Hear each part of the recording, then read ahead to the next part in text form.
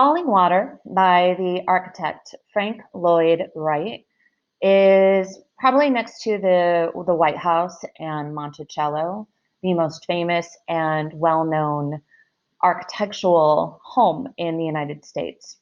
And it is Frank Lloyd Wright's exploration of organic architecture. So architecture that blends in and does not disrupt or disturb the environment in which it's in. So I put a quote on the first slide here. Can you say that when your building is complete, that the landscape is more beautiful than it was before?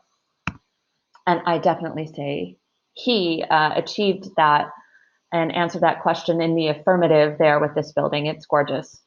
So our location is Pennsylvania, and the date around this is the Depression era, so 1936 through 1939 is when he worked on the project. And in this time period in the Depression, there were not many private homes being built. No one had the money to do that. But our patrons is a family called the Kaufman family, and they were owners of a very big and important department store, the Kaufman stores. And the son was actually a student and worked on like an internship in a Frank Lloyd Wright architectural internship. And that's how they kind of got connected with the architect.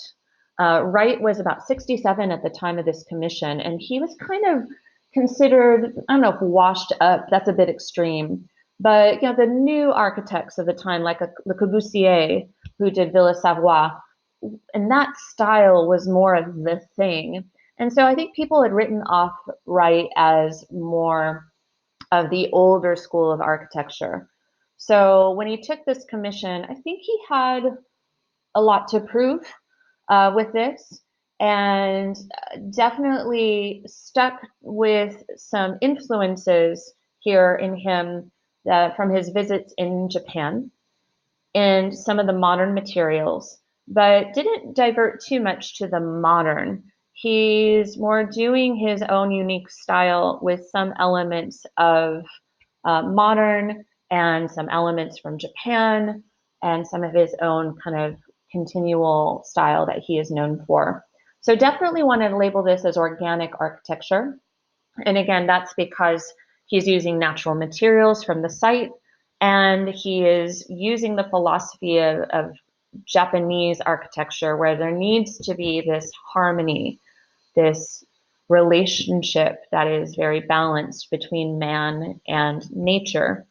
And also, Frank Lloyd Wright is a believer in the transcendentalist philosophies, where again, it's connecting human life to nature, finding that spirituality in nature, being at one with nature and not harming it is an important quality and that he infuses into his architecture here. So the image one of the images you need to know is the site plan. And so the site plan here, there's not much to talk about, honestly, except for you see two structures. The one at the top is the guest house, and that was built later in the timeline in 1939 when Frank Lloyd Wright had started the whole project in 1936. So the guest house is above. And then you see this nice curving path instead of a straight path. Curving lines, more organic. And then that path is going to go along kind of a nice, natural, meandering walkway. It's not going to disturb nature. It's going to kind of flow like water within it. And so that's kind of a nice sense, almost like a nature walk. And what we call, or what they call in today, they call it like forest bathing, where you get peace and calm and tranquility out in nature. That pathway gives you the opportunity to do that. And in fact, being in the entire structure of this house gives you the opportunity to do that. And one thing I forgot to say is that this is a summer home or like a weekend retreat for the Kaufmans. So they would go out, and they were big hikers and outdoorsy kind of people. So this fit perfectly within their lifestyle. But when they commissioned Frank Lloyd Wright, famously, he hadn't gotten back to them for months. And so one day they called him and said, "Hey, we're going to come over to your office and we want to see the plans of our house." And supposedly, and this has been corroborated by many people who were there, Frank Lloyd Wright didn't have any plans set up. He then, in 2 hour time between the time of the phone call of his patron and the time they arrived in his office, he had sketched out then this house plan, just on a whim. I think it was more kind of it was in his mind. He was thinking about it and then finally was forced to put it out on paper. But an incredible accomplishment and vision that he had. Okay, content. So these two pictures are also part of College Board. So the exterior and then the interior of the home as well. So first of all, one of the things that I think the patron expected was to have a house that looked out onto the waterfall. Like maybe it would be across the river and look out at the waterfall. That just seems to, what would be the expected. But Frank wanted to make the house part of the waterfall, so he set it on top of the rocks and the water. And so whenever you're in the house or on the terraces, you hear the water flow. And so it really kind of puts you in with nature in terms of sensory detail. So that was unusual, and I think it took some convincing on the part of Wright to convince his patrons that that would be a more preferred situation than looking out onto the waterfall. One of the classic things about this design is a new vocab term called cantilever. And the cantilever is this rigid structural element that extends out horizontally and is supported at one end. So the terraces go out over the waterfall and blend in then nicely with the waterfall because the materials are the materials of the place.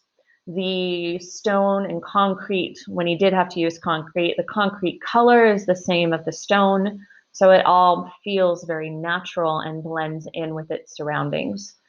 The problem with the cantilever, I mean, he did have to use what's called ferro concrete, and which is a reinforced concrete that's usually reinforced and strengthened with steel. And that was used for the cantilevers. As soon as he started to pour them, they started to crack. So they had to be supported with extra like steel and metal there just to make sure they don't break and fall. So that was unfortunate, but a necessary addition with the cantilevers there. One of the things inside the home that you see are the incredible windows. Some of them are floor to ceiling windows, and they're incredibly, it's an incredible open space. So the windows are meant for you when you're inside the living space, that you feel like you're deeply connected with the exterior, almost like a treehouse in a way. So you see the green, the trees, and then you're hearing the water because the water surrounds you. So the windows are very important. And in fact, the corner windows don't have any dividers. So it's just the corners are completely open with continuous glass. So you can really, really see the outdoors. And what he did to kind of expand on this notion of being in this very open outdoors feeling kind of space is that he made the ceilings low, so it kind of pushes your eye out, not up. And then he also made the hallways leading into these open spaces narrow and darker, so that when you are in the hallway and then you reach the open spaced living room, you just feel bathed in nature and light. And then you hear the water. I mean, what a great kind of effect to have. And then you don't see it in this picture, but I have a picture of it later, is the hearth. And the hearth is known as the fireplace.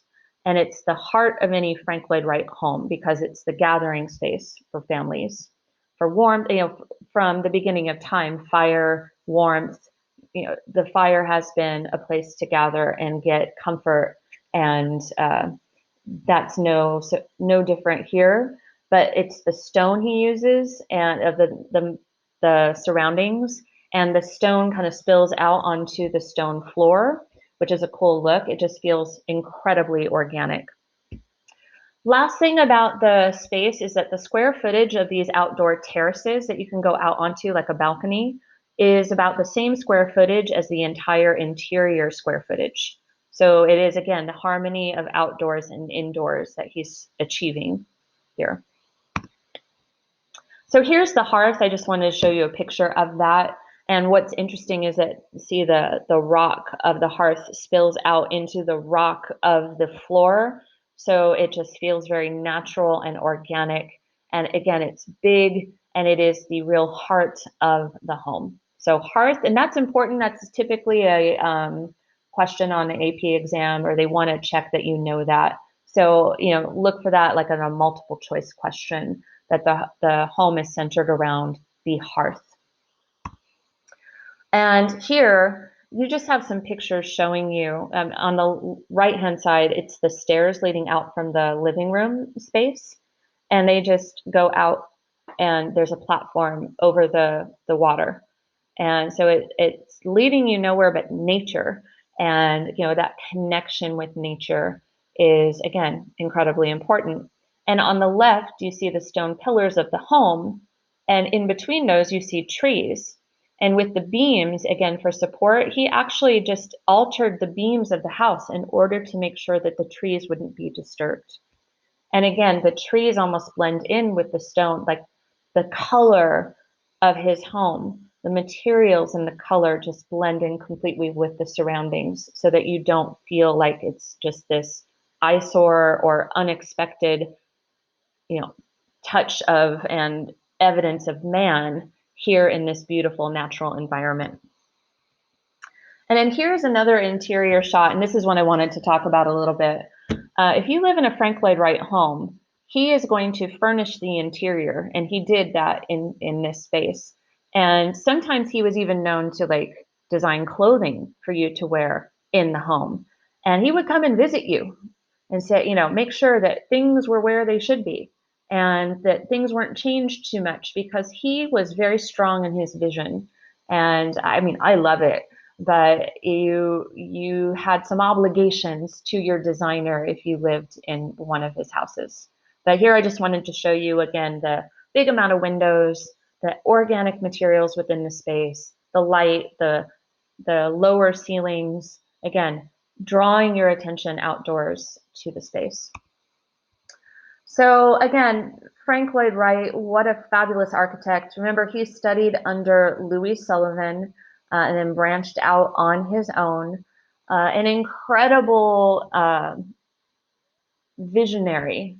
And one other thing, I forgot, sorry. I'm gonna take you over to this house too.